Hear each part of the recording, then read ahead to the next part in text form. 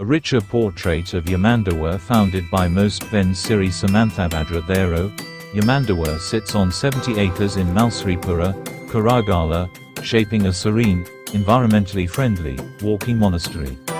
The Vero's master plan weaves together hamlets, gravel paths, gardens, organic farms, ponds, and expansive water features with sculptural form to cultivate a graceful dialogue between people and nature.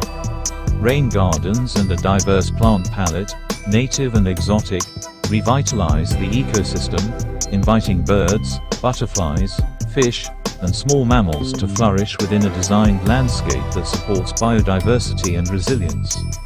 As visitors wander through shaded glades, open courtyards, and contemplative corners, they encounter spaces designed for reflection, community gathering, and hands-on learning about sustainable living, agroforestry, and water stewardship. The environment becomes a living classroom where organic farming practices, composting, rainwater harvesting, and mindful stewardship are modeled in everyday rhythms.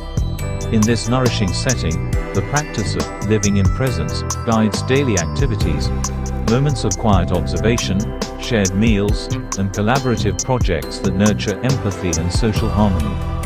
The Yamandawa Global Buddhist Village offers modular programs for societal betterment, spiritual guidance, and personal growth, enabling visitors to cultivate inner calm while engaging with outer action. Sculptures and art installations punctuate the landscape, inviting contemplation and inspiration at every turn.